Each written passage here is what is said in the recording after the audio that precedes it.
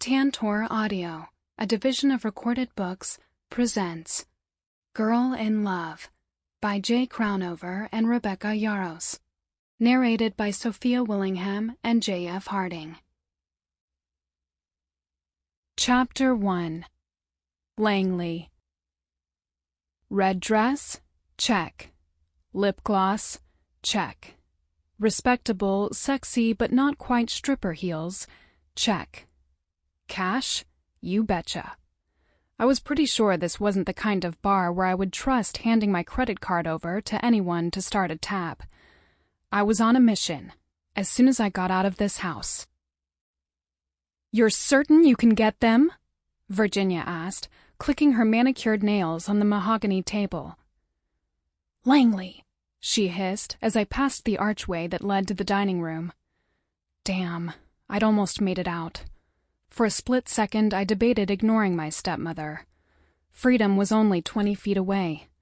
But I'd promised Dad I'd be the dutiful daughter this week, if only to make his life a little easier.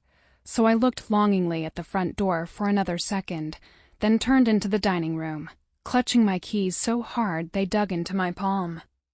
"Don't leave yet. We need to talk to you," she ordered, then promptly went back to her phone call. "Right, I understand it's a last-minute change, but we're paying you a lot of money to make sure she gets what she wants. And if it's pink peonies, then she's going to have pink peonies." What was that? The fourth flower change? The fifth? I had no clue what they were paying the wedding planner, but it wasn't nearly enough.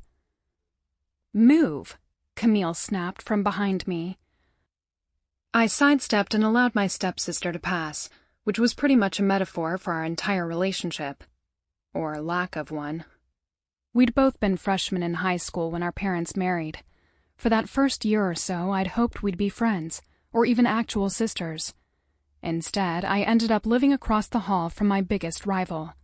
Not just in grades or sports or college acceptances, but in everything. But this upcoming wedding was the icing on her cupcake. Or rather, her fancy French petit four. Because a simple cupcake would never do for Virginia and Camille. This weekend was what my stepsister saw as her ultimate win. In just a few days, Camille was marrying my ex-boyfriend. My stepsister took her seat at the 12-foot table, which had been transformed into Wedding Central, or as I like to call it, Ground Zero, and flipped through the seating chart binder. Virginia hung up and rubbed her temples. "You'll have the peonies, Cammy." "Thanks, Mom. I know they'll be beautiful." Camille hugged Virginia, and a pang of longing stabbed me in the stomach. I missed my mom. It had been 9 years since cancer had stolen her from me, from us, but the longing and the sadness hadn't faded. If anything, watching how close Virginia and Camille were made Mom's absence echo that much louder in the big house. "You needed me?" I prompted. 2 pairs of identical hazel eyes narrowed at me. It was eerie how much they looked alike. "The wedding is in a week, Langley," Virginia said. Yes, I know. Of course I knew. I was pretty sure all of Colorado Springs and half of Denver knew. "You still haven't given us the name of your +1. Camille pointed at the empty seat next to mine at the head table on the chart. "Is your new boyfriend's name that big of a secret? We haven't even met him." Yep, that would be hard to keep a secret since I currently didn't have one. "Can you blame me for not bringing him around?" I asked her with a sweet smile while gritting my back teeth so hard they hurt. Her very fake smile faded, and 2 sets of disapproving eyes narrowed. "Langley, honestly, I thought you were over this childish jealousy." Virginia sighed. I bit back the first response that came to mind. It had 4 letters and rhymed with buck, which was, after all, exactly how I planned to secure said date for the Antichrist's wedding. "Sorry, I'm just not sure if he can make it. I'm about to see him, so I'll ask." More like beg, plead, and bribe. But whatever it took, I was getting a damn date to this wedding. "It's a week away, and he can't be sure he has the time?" Camille asked, her voice dripping with disdain. Well, not everyone's life revolves around your wedding. I shrugged. I'll ask him tonight, and honestly, I don't see why I have to bring him. I knew Camille insisting I have a +1 was simply to put me on the spot and make me feel even more awkward about the situation than I already did. If I had a real boyfriend, I wouldn't exactly be jumping at the chance to introduce him to them. Chances were Camille might think I'd found someone better than Richard and try to change out her groom along with her flowers. After all, in her world, people and things were disposable and easily replaceable. Because if you don't, the table won't be even. Camille raised her eyebrows at me like I was the stupidest human ever, which I very well may have been. It took me far too long to realize she was scheming to seduce my boyfriend. Yeah, and we definitely wouldn't want that. I was usually better at keeping the sarcasm and resentment at bay, but the wedding madness had taken its toll lately. Virginia tilted her head, and I waited for the scathing rebuff which usually followed any kind of outburst or action she deemed inappropriate and classless. Ladies, let's let Langley get to her plans. Freaking men. Dad to the rescue. Of course. If you'll just let us know by tomorrow? Virginia asked, her smile softening to the "your dad is here" degree. Absolutely, I promised. My heels clicked on the marble foyer as I quickly made my escape. Langley, Dad said softly, following. I turned, my hand on the handle, his presence and approval the only things tethering me to this house at the moment. You okay? He sounded worried. He always did when we spoke anymore, or rather when Virginia allowed us to speak. Sighing under my breath, I muttered, I told you I'd do everything I could to make this go well, and I will. I couldn't meet his gaze as I told the blatant lie. I didn't want it to go well, and I'd been dreaming of a date to help with that plan ever since I was bullied into being part of the wedding party. I never lied to my dad, unless it had to do with his new family. I was an accomplished liar when it came to all things Virginia and Camille. My father ran his hand over his salt and pepper hair and nodded. I know you will. You always do the right thing. I hate that I had to ask you. I hate... He dropped his voice. I hate that you're being put through this. Through what? Being forced to stand next to my stepsister in a pink bridesmaid dress as she marries the first guy I'd ever loved? Scratch that. First guy I thought I'd loved. But that look in my father's tired eyes. For a second, I felt bad about my plan. Not just about the lie, but the possible consequences of my deception. I know, Daddy. And I did. I'm okay. By this time next week, it will all be over. Thank God. The man spoke the truth. I grinned. Drive safe, and while I don't honestly care if the head table is symmetrical or not, I am excited to meet this boy. You've always been pretty quiet about your relationships. And no, I don't blame you, especially considering where we find ourselves at in this moment. At least he acknowledged this epic shit show. How could he blame me when the one boy I'd brought home ended up in Camille's bed only a few months later? I let go of the handle and put both arms around my father. I love you. I should say it more, but it was hard with Virginia and Camille always lurking around, ready to kill any kind of affection and tenderness between the two of us. Not nearly as much as I love you. Now get out of here before she makes you fold origami swans or something. I kissed him on the cheek and fled. 10 minutes later, I sat outside a little dive bar a few miles away from the gated walls of my neighborhood, nervously gripping my steering wheel. I'd driven past the place more than once on my way to my father's house. It always had a rowdy crowd gathered outside, and there were frequently police cars parked out front. It wasn't the kind of bar I would typically venture into, especially not when I was alone. But it was the perfect kind of place to find someone to mar Camille's perfect day. In fact, driving past this bar late one night was what gave me the idea to bring home someone she would absolutely hate having in all her precious wedding photos. I wanted to bring someone the other guests would be so interested in they talked about him, and not how beautiful Camille looked in her expensive dress. At first, it had all been nothing more than a pipe dream, but as the wedding grew closer, the more and more I envisioned how I could subtly exact my revenge for being lied to and cheated on. You can do this. I gave myself a last-minute pep talk, grabbed my purse, and headed for the bar. I'd never been to a place like this, and I was afraid it showed. The bouncer looked me up and down as he examined my ID, then let me through the door. My heart pounded in time with the thought-stopping, loud rock music coming from the live band on the corner stage. The crowd was almost at capacity. God, I wished I had brought one of my friends, any of my friends, if I was being honest with myself. But it was June, so all of my college friends had already gone home for the summer, and I couldn't trust anyone who knew Camille, which excluded everyone I knew from high school. I couldn't change that reality, or the pathetic fact that Camille was marrying Richard. This was my world, and I had to relinquish control over the things I couldn't change. But I did have control over choosing who was sitting beside me during the reception. I scanned the first table and quickly dismissed the guys sitting there when I saw the logo of a local golf course on two of their polos. They were exactly like the guys I went to high school with, exactly like whom I was supposed to show up with. They looked as out of place as I felt. I didn't want safe and proper, or rich, or cotillion educated. I wanted someone who would make Camille and Virginia wish they'd never forced me into evening out their head table, or wearing that hideous pink dress, or expecting me to celebrate the marriage of my ex to my god-awful stepsister. Maybe I'd have more luck in the back by the pool tables. I cringed when I glanced their way.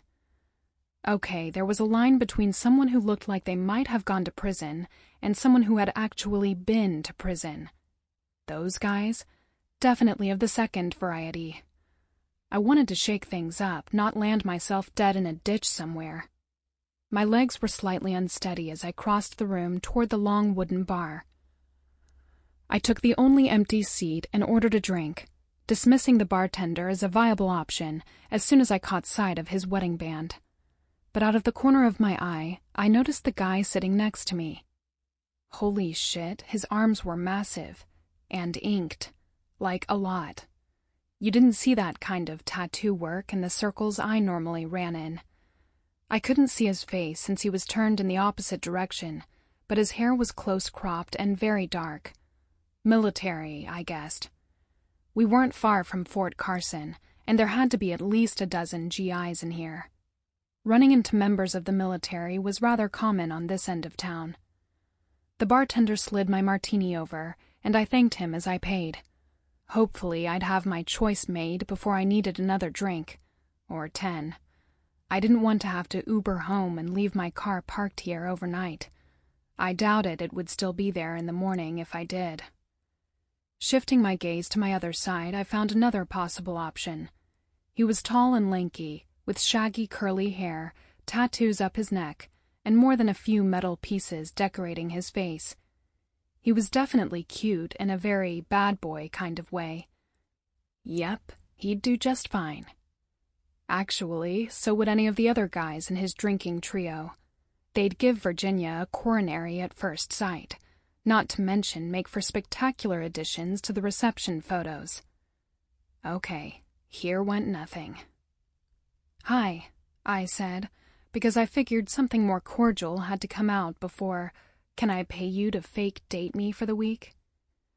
The guy turned, his eyes sweeping over me and lingering on my breasts before meeting my eyes. Hello there, he answered with a smirk. I'm Langley, I offered. I'm Kyle, he answered, directly to my breasts. Fake dating, I reminded myself. This guy sent my creepometer up to level get the hell out before he wants to rub the lotion on your skin. But a girl had to do what she had to do when it came to getting revenge on her evil stepsister. This was probably the moment when I should charm him with some dazzling small talk, but I didn't have the actual time for that, so I launched right into it. So this might sound utterly insane, but I have a business proposition for you. He snorted. Oh, sugar, that's sweet, but I don't have to pay for sex. My jaw hit the floor as embarrassment sent heat straight to my cheeks. No, that's not... I shook my head. You think I'm a hooker? He leaned back and assessed every inch of me, from toe to top. That dress, this bar, and the smell of desperation? Yeah, it adds up to exactly that. What's wrong with my dress? I looked down at the little red sheath I'd picked up at Neiman Marcus. You know what? Never mind. What the hell was I thinking? I slid off my bar stool, which at 5'2" was never a graceful motion, much less wearing this dress, while making my escape, and grabbed my purse off the bar. To hell with this. Maybe I just have to beg one of my girlfriends to fly in for the weekend to balance out Camille's precious table, because this plan was obviously the dumbest idea in the history of dumb ideas. The jerk got one thing right. The desperation was making me act crazy and reckless. Where are you going? Kyle called out as I made my way to the door. I blew past the bouncer and headed around the corner into the parking lot, cursing my Louboutins with every step. At this point, I was thinking that even Craigslist would have been a better option. What was I thinking? Propositioning some guy at a bar like my life was a rom-com on Netflix? Hey, sugar, why the hurry? Kyle's voice reached me at the same second, his fingers wrapped around my arm. Panic froze the breath in my lungs. He spun me around, that smirk anything but reassuring. There was something wrong in his eyes, a hard glint that the darkened interior of the bar hadn't allowed me to see inside. He was easily a foot taller than I was, faster, too, especially with my heels, and the parking lot had shit lighting.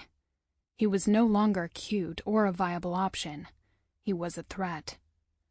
This was pretty much the opening scene of every woman's self-defense video I'd been shown my freshman year of college. I should have paid better attention. I thought you had a business offer for me? Let me go. I tried to yank my arm free, but he only held on tighter.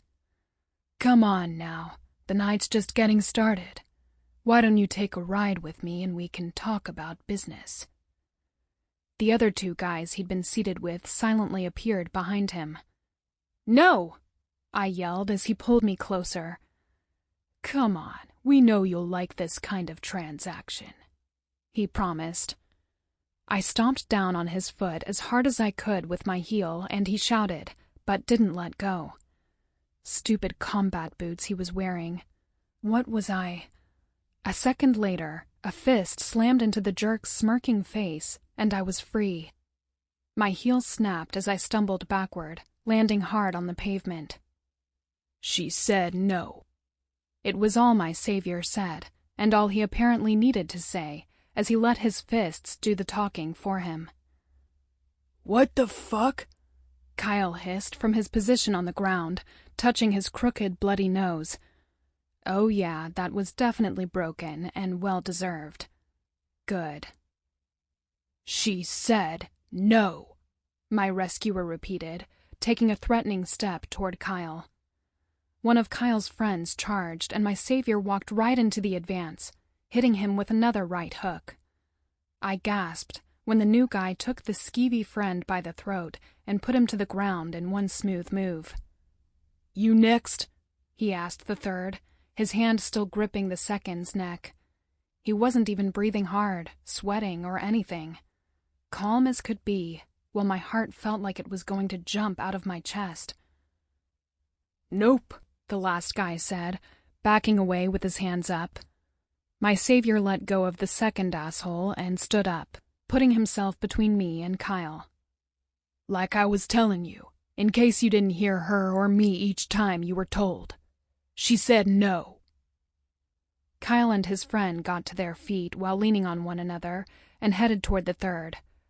Kyle's friend was definitely limping, and both of them were obviously bleeding. Fuck it, man. "She's not worth it," Kyle muttered as the three disappeared back toward the entrance of the bar. My rescuer turned toward me, and for a moment I wondered if I'd just traded the frying pan for the fire. Holy shit, he'd just put two guys on the floor without breaking a sweat, and now his gaze was fixed on me. I was still in the same parking lot with bad lighting, alone and unarmed. Why wasn't I scared out of my mind right now? The dim parking lot lights didn't do much for revealing his face, but as he dropped down to face me where I still sat on the asphalt, I saw the arms, the muscles, and the holy shit, look at all that ink. It was the dark-haired guy who'd been sitting next to me at the bar. The first one who had caught my eye, but I'd not seen his face since he was turned away from me. The one I pegged as military from the jump. "You okay?" he asked, all business. His voice was low with a little rasp to it. I really needed the shadows to shift so I could get a good look at him. If his face was half as nice as his voice, the guy had to be gorgeous. "Yeah, thank you. Thank you." My voice shook, and so did my hands as I reached for my broken heel.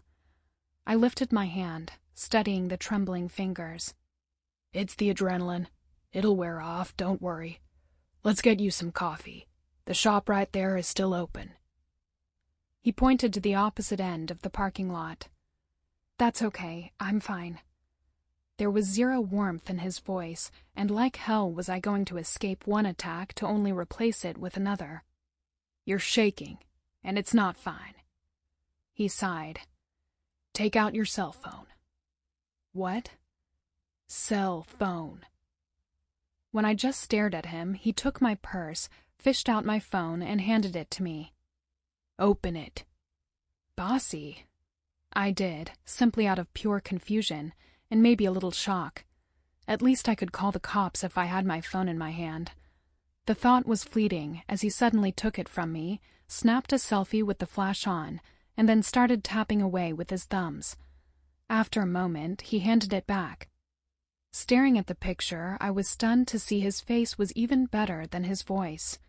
Gorgeous might not be good enough of a word to cover all the dark and dangerous swagger he was working with. "My name is Iker Alvarez. I don't have a criminal record. I'm not going to hurt you, and you just told your—" He glanced down at the phone. 942 Instagram followers that we're going for coffee right over there." He pointed to the shop again. "Why?" I asked, my voice still embarrassingly shaky. Iker? What kind of name was that? One I'd never heard before, but it suited his distinct, dark, good looks. "Because you're as white as a ghost. My grandmother would kick my ass if she heard I left you sitting on the ground outside of a dingy bar after having almost been assaulted. Plus, with the way my life is going, I could use a hefty deposit in the Karma Bank." He handed my phone back to me. "You in?" I nodded slowly, still kind of dazed and thoroughly confused at the turn this night had taken. "Good." He glanced at my heels. "May I?" I nodded again. Apparently I'd gone from shaky words to 0 words. His grip was gentle on my foot as he removed my unbroken heel, and then broke it. "And now you have flats. Let's go." I gawked at him, then my shoes. Who the hell was this guy? He arched a dark eyebrow at me and lifted his chin a little. "This is the part in the story where you'll tell all of your friends you told me your name." I blinked and stuttered, "Oh, Langley Vaughn." I couldn't believe the uneven tremble in my voice. I was never nervous enough I tripped over words or sounded shaky. I was an expert at hiding my emotions. Not in front of this stranger, apparently. "Okay, Langley Vaughn, let's go." I put on my butchered shoes and hobbled over to the coffee shop after him, because what else was I going to do? Moments later, I sat across from him sipping on a caramel latte. He really was stunning, and not in a reasonably good-looking way. No, the man was may I climb you like a tree hot. He was maybe a year or two older than me, with smooth, tanned skin, black hair cut in that telling high and tight style, dark eyes with thick, curling eyelashes, and lips I found more than a little distracting as he took a drink from the logo-embossed cup. "You drink it black?" I asked, motioning to his coffee. "Cream and sugar haven't always been available, so I got used to drinking it black." His eyes locked with mine as an awkward silence descended on us. "So, what was that all about? I saw you fly out of the bar like your ass was on fire after talking to that guy."